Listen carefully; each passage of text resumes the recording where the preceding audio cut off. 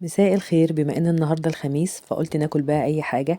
بدور كده في البيت لقيت بطاطستين وبصلايه كده كبيره، قلت نعمل بقى حله مدفونه النهارده. تعالوا بقى بسرعه لان الاكله دي ما بتاخدش وقت خالص، يا دوب 5 دقايق وهنكون مخلصين كل حاجه. اول حاجه هجيب حله كده وهرفعها على النار، وهنزل فيها بمعلقه كبيره من السمنه وشويه من الزيت. وبعد كده هجيب بصلايه حلوه كده متقطعه لقطع صغيره، وهشوحها في الزيت بالشكل ده زي ما انتم شايفين. وبعد كده هضيف عليها معلقة كبيرة من الثوم المفروم، هشوحها كده مع البصلة، هقلبها تقلبتين كده بالشكل ده زي ما انتم شايفين. وبعد كده هنزل بالبهارات بتاعتي، البهارات علشان تاخد تحميصة كده مع الزيت.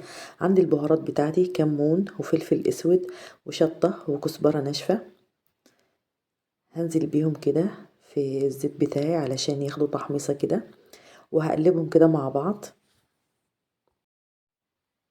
وعندي هنا البطاطس انا جبتها وقطعتها مكعبات بالشكل ده زي ما انتم شايفين، وهقلبها بقى مع البصل والثوم والتوابل بتاعتي بالشكل ده.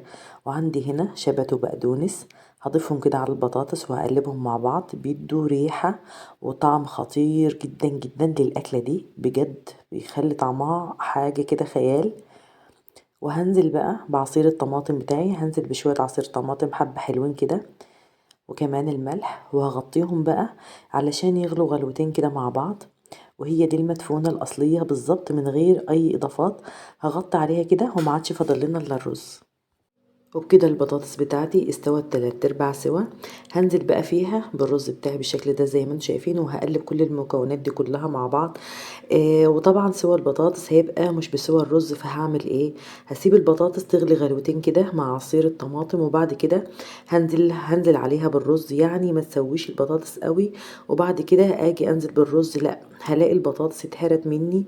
لا انا عايزاها مستوية في سوا الرز، يعني هغلي البطاطس غلوتين فقط لا غير. وبعد كده هظبط المية بتاعتها واسيبهم يستووا مع بعض، الاتنين هياخدوا السوا المظبوط. وهظبط المية بتاعتها برضو وهقلبها كويس جدا. والاكلة دي محتاجة كل شوية ان انت تقلبيها من فوق لتحت، يعني مش هسيبها كتير، كل شوية هقوم مقلباها علشان ما تشطش منك. ودي كده البطاطس سواها بقى معقول مع الرز بالشكل ده زي ما انتم شايفين. وهغطي عليها كده لغاية لما تكمل سوا خالص. وتعتبر المدفونة دي اللي بتنقذني بقى في وقت الأزمات، اما أكون مستعجلة أو في عندي مشوار أو حاجة، باجي أعملها في 5 دقايق، ما بتاخدش مني أي وقت خالص. ودي الأكلة بقى بيبقى جنبها شوية بصل أخضر كده، أو خيار مخلل أو زيتون، أو حتى طبق سلطة وبس كده خلاص. وهي دي المدفونة بالبصل والثوم والتوابل، وبألف هنا على قلوبكم. مع السلامة.